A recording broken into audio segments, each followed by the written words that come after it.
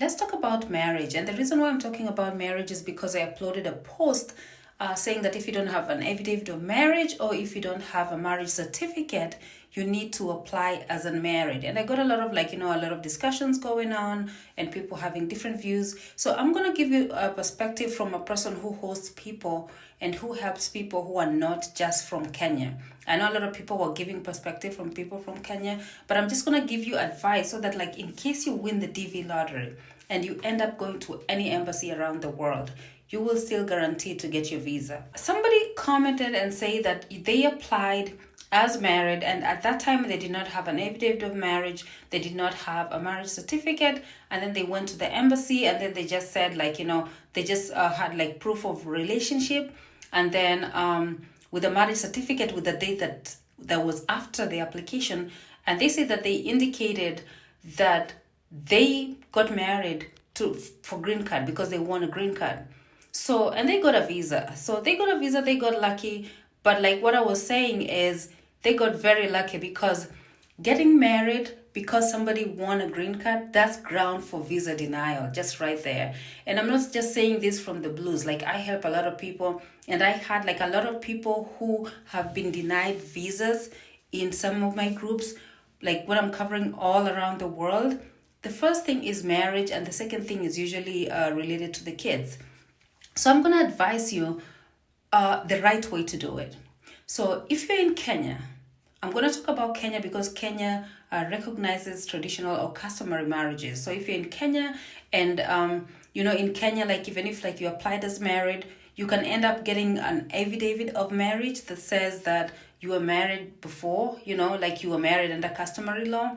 And then even if your marriage certificate says something else, it's not going to have a huge impact on your visa issuance because you have a document that literally say you got married under customary law, but Kenya accepts customary law, unlike other African countries. So if you're in a country probably like Uganda, I'm not very sure, but a country like Uganda, they don't have those affidavit of marriage to show that they were married under customary law. So if somebody from Uganda listens to that and then they apply as married, and at that time they don't have a marriage certificate, and they end up getting married after, and the date is after they applied for the green card, they're going to get their visa denied. So that's why it's important, especially when it comes to marriage. Make sure if you have the affidavit of marriage and you're going to interview in Kenya or you're from Kenya, then that's okay. But if you're from any other country, do not listen to people who tell you apply as married when you do not have a marriage certificate, because you're going to get your visa denied. And I had people who invested. I was talking about this girl. I asked her if she's going to do an interview with me. So I don't know if she does, then I'm going to put it on my YouTube channel. This girl they were not legally married, but they were together, and then they had 3 kids. So they went to the embassy and they had a marriage certificate that said they were married after they applied for the green card. They had kids, they had proof of relationship, they have proof of everything.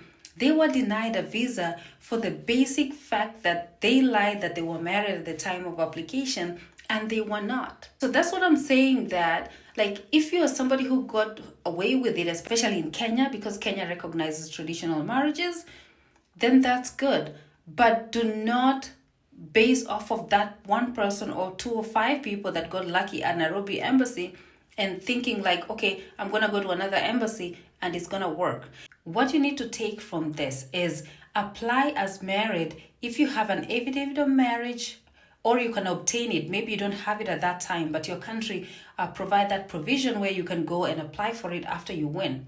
But if you from a country like Uganda where they don't have customary marriages, I don't know if they have them or not, but I'm just assuming that they don't have them, and then you apply as married, and then you get a marriage certificate that the date is going to state after you applied for the green card lottery, then you're going to get your visa denied. And then also you have to understand that you have to put in mind where in cases where you might need to switch your embassy. Something happens, Nairobi is slow. I know you have to establish residency to switch your embassies at this time, but you can establish the residency. If you have a friend there, you can move there and do work. They can find you temporary work or something like that to show that you actually moved to that country a few months prior to your interview, and you can switch your embassy there. So in that case, you have to understand that embassies have different rules. So like an embassy in Saudi Arabia, like for example where Haruna went, which is in Abu Dhabi, as much as Haruna was from Uganda, he did not need an affidavit of support. But if Haruna did the interview in Kenya, he will need it. So you have to understand that embassies have different rules. So if you end up at an embassy, maybe Nairobi is performing poorly, and then you need to switch your embassy to somewhere else where they don't recognize affidavit of marriages, or maybe they don't recognize stuff like that, then how are you going to navigate convincing them that you are married legally? Because all they know is a marriage certificate. So what I'm saying, you can listen to people who got away with it. Some people interviewed like in 2005. Some people interviewed in 2000. I'm talking about stuff that's happening in 2024.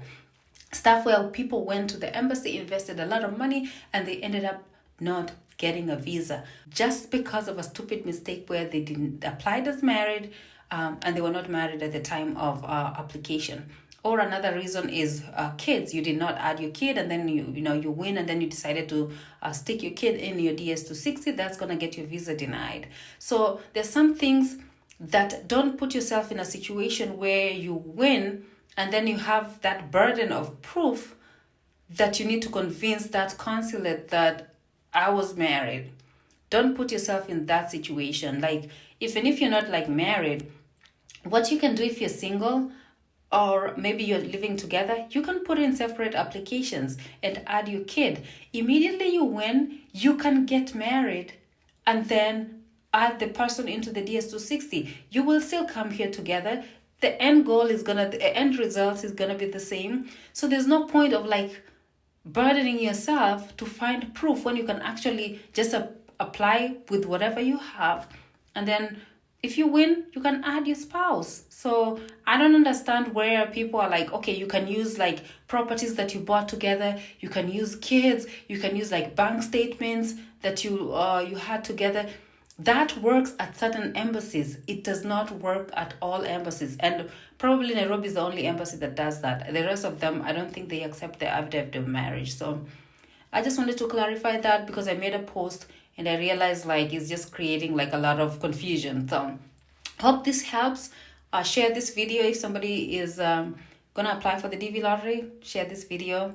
Thanks for watching. See you in my next video.